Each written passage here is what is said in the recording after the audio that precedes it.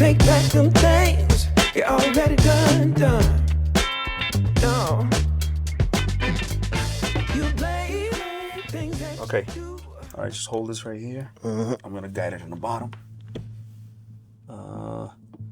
Right there. Just try to spin it easy. I'm not gonna do a full cove. I'm just gonna like wrap around as much as I can. So I want to go as high as possible.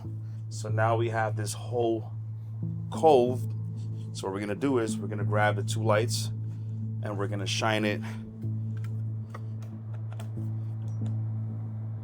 All right, so now that we have the cove, which we have one, we have the Cool Cam 200X and it's actually at 35%. We have the Cool Cam 300X at 50%. So I want to gradually, just make for the cove.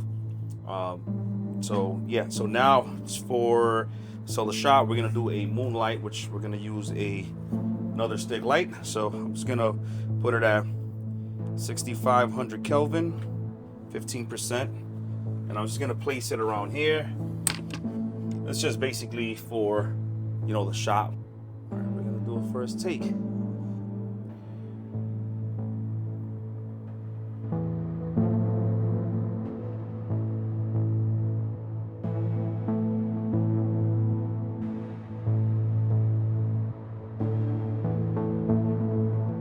And action. All right, stay still, no tapping yet. Look at the floor.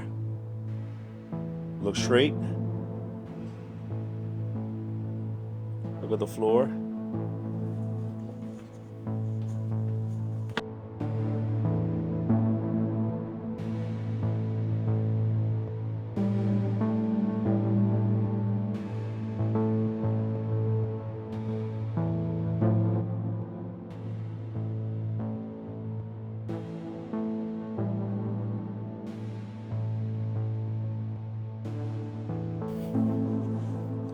Settles even.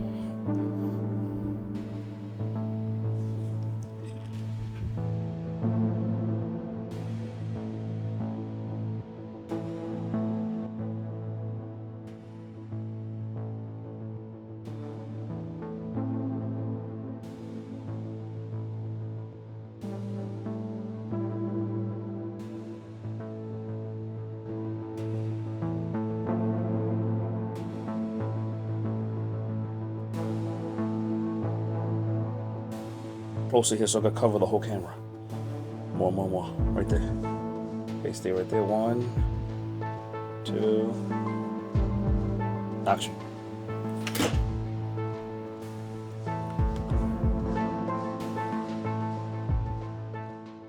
I hope you guys liked that little segment I put together in the beginning of the video. And the whole purpose was to obviously test the capabilities and how the lights will perform in a filmmaking scenario. And that's what I was doing with these lights. So these lights were sent to me by a company called, hopefully I'm saying it right, Lishuai, and they are the Cool Cam 300X and the Cool Cam 200X. This video is sponsored by Lishuai, but any of my honest opinions or my thoughts is completely mine, and that is it. But moving on to the video, I have to say these lights are very lightweight. They're very sturdy. It's like aluminum build, so I'm not gonna say that they're made cheaply. They're actually very strong lights, and actually they perform pretty well. Like you can see these images for yourself. I mean, I think this came out pretty good, but for the price that you're paying for these lights, I think the 300X is like in the $300 and something range, and the 200X I think is in the $200 and something range. Correct me if I'm wrong. I'm not 100%. I just basically had these lights for like 6 months, so I apologize, guys. I haven't had a chance to actually make a video. I just had so many videos online that I had to complete, and also I took a long vacation as well. So, but now we're here. It's done, and yeah. But one thing that I have to say that I would rather use these lights in a YouTube scenario, like in a studio environment or live stream or stuff like that, being that it has a little not issue, but I say to me it was a little difficult to operate the lights on the light itself, But thankfully, they offer this app called Light Reel, which was a lot easier, and it paired correctly. It didn't have no problems, so I was able to control the intensity and the Kelvin value. So that, you know, made it a lot easier. But then again, I don't like being on my phone. I like to just operate a light and just keep it going. I'm still old school. But that's the only thing I can say that, you know, Lishuai should correct on these lights. But other than that, the light performs pretty good. I'm actually using it right now, and I don't think there's anything bad about this image, how it looks. I think the rendition looks pretty good.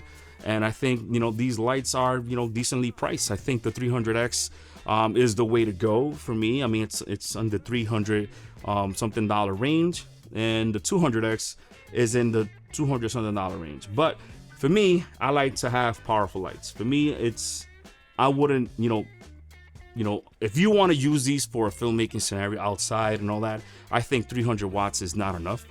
I think, you know, once you start falling in the 500 watts range, I think that's when you're in the ballpark. Because let's say if for instance, you are doing a documentary and you want to expose for the window, but then now you obviously know that your talent is going to be underexposed. So in order to combat that, you bring a 500 watts and you balance the whole image and you're good to go.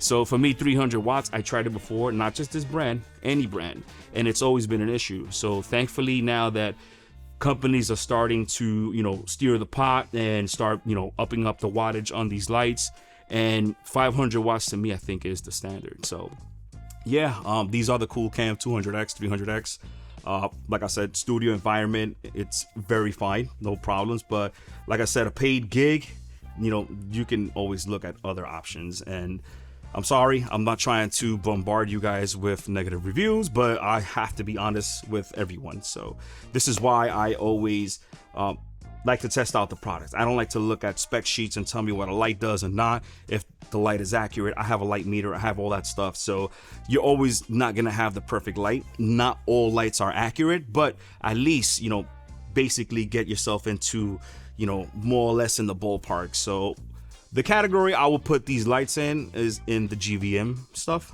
which they're not very accurate, but they get the job done. They're not bad.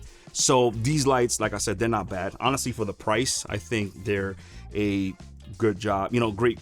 I think they're great priced for a beginner YouTuber, filmmaker, you know, in-house style, you know, style like that. But professional gigs, like I said, you can steer somewhere else and see if that is. But no, nevertheless, these lights are pretty decent. So those are my thoughts and my honest opinions. And yeah, I hope you found this video useful, informative. And if you did, go out there, create. And I'm going to catch you guys in the next video. Peace.